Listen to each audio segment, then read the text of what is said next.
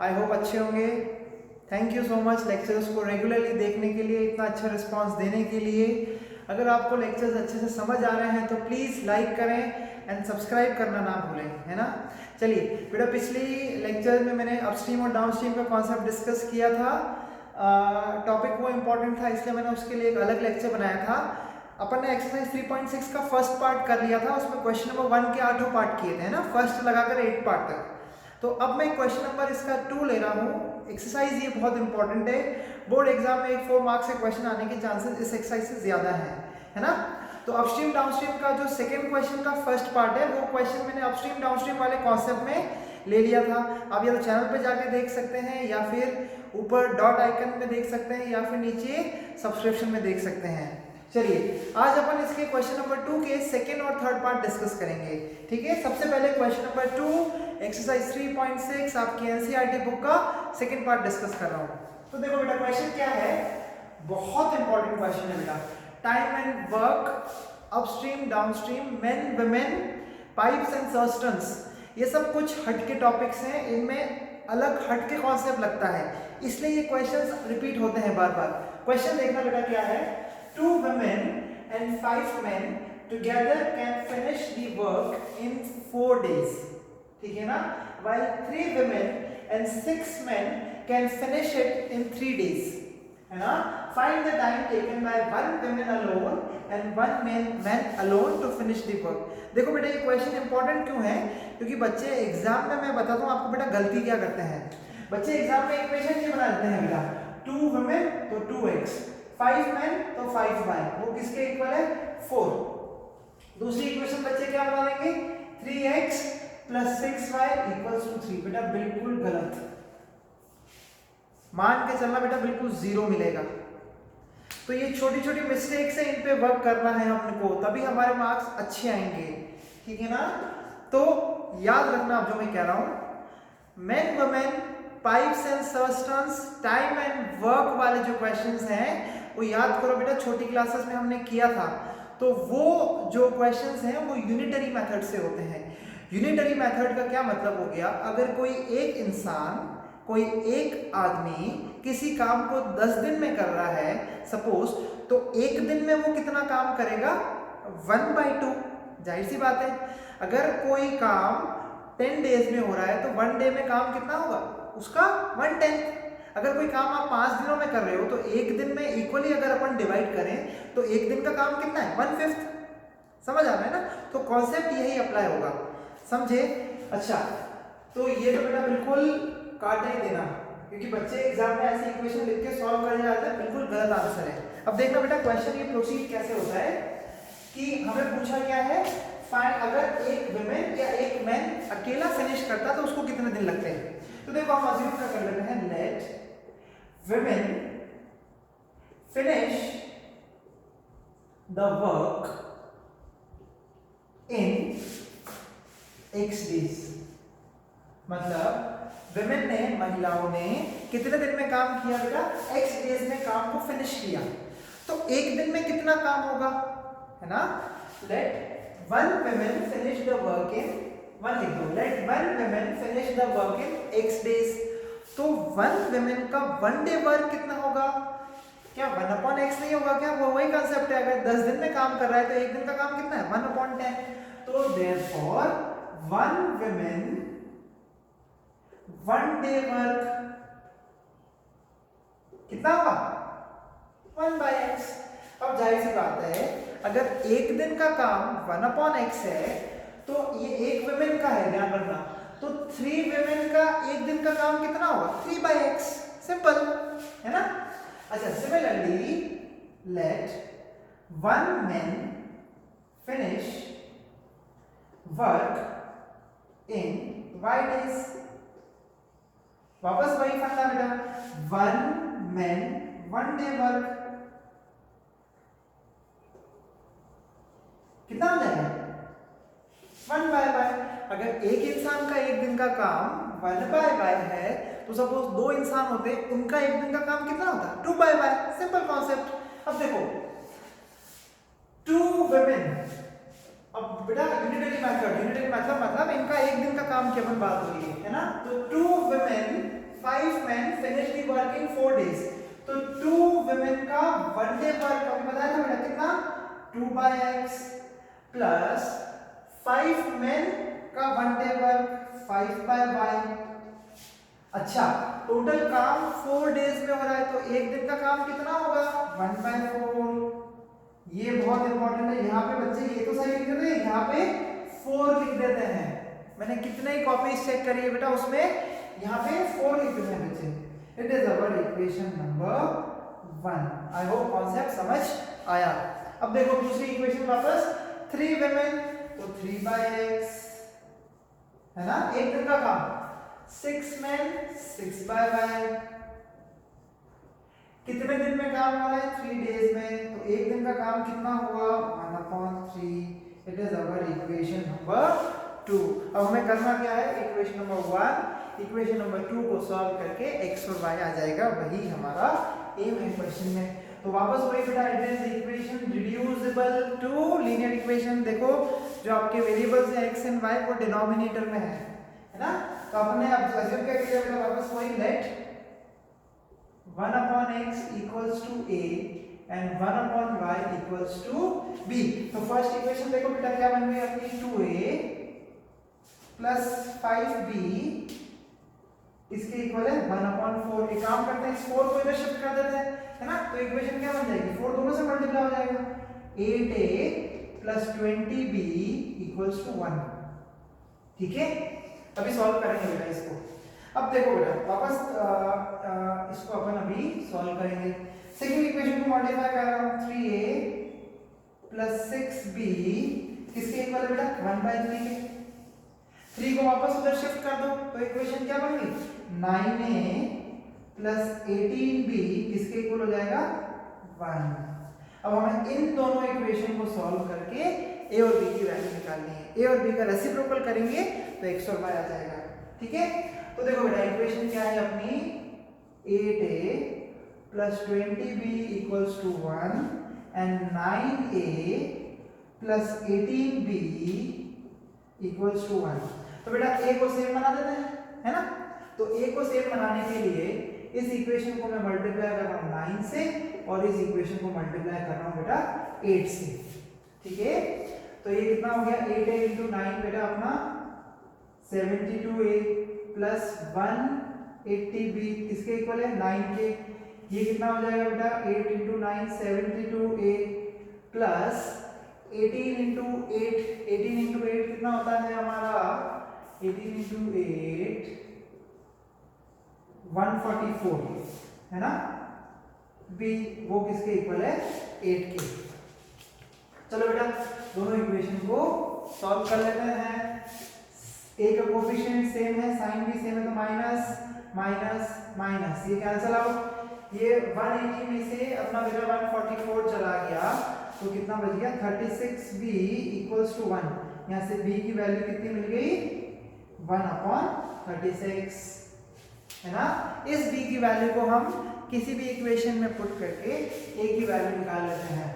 तो किस इक्वेशन में पुट करें अपन सपोज इस b की वैल्यू को हम पुट करते हैं बेटा इक्वेशन नंबर इसमें पुट कर देते हैं। चलो ठीक है 72a plus 180b equals to 9। अब देखना बेटा b की वैल्यू पुट करी तो 72a प्लस 180 इंटू b की वैल्यू कितनी हमारी 1/36 किसके इक्वल है 9 है ना बेटा। इस इक्वेशन में क्यों पुट करी बिकॉज 36 180 से कैंसिल होता है 5 टाइम्स, समझ आ रहा है। तो 72a प्लस 5 इक्वल्स टू 9 5 को उधर शिफ्ट करो 72a equals to 9 minus 5 4 a की वैल्यू आ गई बेटा 4/72 that is 4 1 times 4 18 times a की वैल्यू आ गई 1/18। समझ आया। अब देखो बेटा हमने अज्यूम क्या किया था, हमने अज्यूम किया था कि बेटा जो हमारा 1/x है ना, हमने अज्यूम क्या किया था जो बेटा 1/x जो है वो a है तो a कितना आया 1/18। देखो अगर अपन क्रॉस मल्टीप्लाई करें तो x की वैल्यू कितनी आ गई 18।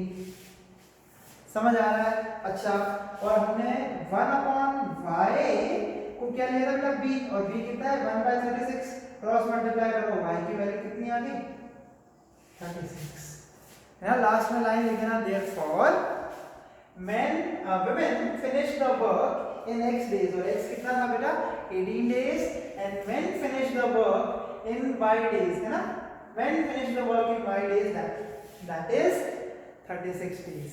बहुत इंपॉर्टेंट क्वेश्चन है, अच्छे से बेटा सॉल्व करो, कॉपी करो, समझो है ना। वीडियो को पॉज करके एक बार आप क्वेश्चन को नोट डाउन कर लो। चलिए बेटा अब हम डिस्कस करते हैं एक्सरसाइज 3.6 सेकंड क्वेश्चन के थर्ड पार्ट, ठीक है ना बेटा, लास्ट पार्ट है, ये भी देख लो एक बार। क्वेश्चन क्या कर रहा है, Rohit travels 300 kilometre to a home partly by train and partly by bus. इसका मतलब 300 किलोमीटर की जर्नी थोड़ा वो ट्रेन से चलती है, फिर वो थोड़ा बस से चलती है। It takes 4 hours if she travels 60 kilometre by train and remaining by bus. मतलब अगर उसने 60 किलोमीटर ट्रेन से ट्रैवल किया तो टोटल जर्नी 300 किलोमीटर है, तो 60 ट्रेन से हो गया, तो रिमेनिंग किलोमीटर्स कितना बचा 240, तो 240 किलोमीटर वो बस से ट्रैवल करती है। If she travels 100 kilometre by train, remaining कितना बचा 200 kilometre by bus, she takes 10 minutes longer है ना। तो find the speed of the train and bus separately. बहुत इजी क्वेश्चन है, देखना बेटा कैसे। अज्यूम क्या कर लिया, let speed of the train be x kilometre per hour and speed of the bus या be y kilometre per hour. अब देखो 33 देखना बेटा, टोटल घर की जो जर्नी है वो 300 किलोमीटर है। 300 किलोमीटर वो थोड़ा तो चलती है बेटा ट्रेन से एंड थोड़ा चलती है बस से। अब अगर उसको 4 आवर्स लगे कब, जब उसने बेटा 60 किलोमीटर ट्रेन से ट्रैवल किया है ना, तो 60 किलोमीटर ट्रेन से ट्रैवल किया, टोटल 300 है, तो बस से कितना ट्रैवल किया होगा 240 किलोमीटर। समझ आ रही है बात। अब वापस वही फंडा लगाएंगे बेटा, time is equal to distance upon speed. तो देखो टाइम कितना है, she takes 4 hours if she travels, ये टाइम है ना, डिस्टेंस 60 किलोमीटर किससे ट्रेन से, तो स्पीड भी किसकी आएगी train, time is equal to distance upon speed plus 240 kilometre उसने किससे ट्रैवल किया बाय बस, और बस की स्पीड कितनी है y। आई होप समझ आया बेटा first equation, simple concept, time is equal to distance upon speed. चलिए अब देखना बेटा सेकंड इक्वेशन थोड़ी इंपॉर्टेंट है। If she travels 100 kilometre by train, तो मतलब अब वो क्या कर रही है, देखो बेटा ये ऐसे समझो, टोटल 300 किलोमीटर है। अब उसने जो ट्रेन से ट्रैवल किया, और ये बस ट्रेन से ट्रैवल किया वो 100 किलोमीटर ट्रैवल किया, तो बस से कितना बचा 200 किलोमीटर बचा, नहीं बचा। तो ये बोल रहा है that if she travels 100 kilometre by train, मतलब डिस्टेंस 100, इसको यहाँ लिख देते हैं, चलो डिस्टेंस 100 अपॉन स्पीड, स्पीड किसकी बेटा ट्रेन की स्पीड कितनी है x किलोमीटर पर आवर है ना, 200 किलोमीटर बाय बस, तो 200 अपॉन y। समझना बहुत ध्यान से। अब सबसे इंपॉर्टेंट कॉन्सेप्ट है, ये सब हमने बेटा किलोमीटर पर आवर में चल रहे हैं ना, तो she takes 10 minutes longer. 10 minutes longer का क्या मतलब हो गया, पहले जो टाइम लग रहा था वो 4 आवर्स लग रहा था, अब क्या है 4 आवर से 10 मिनट और ज्यादा लग रहे हैं, मतलब अब टाइम कितना लग रहा है 4 आवर 10 मिनट्स। बहुत ध्यान से समझना, तो 4 आवर है और 10 मिनट्स है, तो इस मिनट्स को भी मुझे किस में कन्वर्ट करना पड़ेगा इन आवर्स है ना। तो 4 प्लस 10 डिवाइडेड बाय कितना हो गया 60 है ना, 4 आवर 10 मिनट्स, तो 0 से 0 उड़ाया है ना, इसको मैं आवर्स में कन्वर्ट कर रहा हूँ। एलसीएम लेंगे तो क्या मिलेगा बेटा 4 प्लस 1/6, एलसीएम ले लो 24 प्लस 1/6 कितना मिला 25/6 आवर। इसका मतलब 4 आवर 10 मिनट्स को मैं कैसे लिख सकता हूँ 25/6 आवर। समझ आ गई बात। तो टाइम अब कितना हो जाएगा हमारा 25/6। बस बेटा ये सिंपल सा फंडा है, इन दोनों इक्वेशन को हमें सॉल्व करना है, ठीक है, फर्स्ट और सेकंड इक्वेशन को। चलिए सॉल्व करें बेटा, वापस एक बार अज्यूम कर लेते हैं, वापस वही late 1 upon x equals to a and 1 upon y equals to b। तो देखो बेटा फर्स्ट इक्वेशन क्या बन गई, 60a प्लस 240b किसके इक्वल है बेटा, 4 के इक्वल। सेकेंड इक्वेशन क्या बन जाएगी, 100a प्लस 200b किसके इक्वल है, 25 अपॉन 60। समझ आ रहा है बेटा? एक काम करते हैं बेटा, ये तो रहने दो, इस 6 को एक बार अपन यहां भेजते हैं, तो ये 6 इन दोनों से मल्टीप्लाई हो जाएगा, तो इक्वेशन कैसे मॉडिफाई हो जाएगी, 600a plus 1200b equals to 25। 6 into 100 600a, 6 into 200 1200b 25। ठीक है बेटा? अच्छा, और पहली इक्वेशन है 60a plus 240b equals to 4। तो देखो बेटा इसको अपन सॉल्व करते हैं। 60a plus 240b equals to 4 and 600a plus 1200b equals to 25। ठीक है, इन दोनों इक्वेशन को हमें सॉल्व करना है। तो मैं सेम किसको बना रहा हूँ, a को सेम बना रहा हूँ, ये 60 है ये 600 है, तो इसको मल्टीप्लाई कर देते हैं बाय 10 से।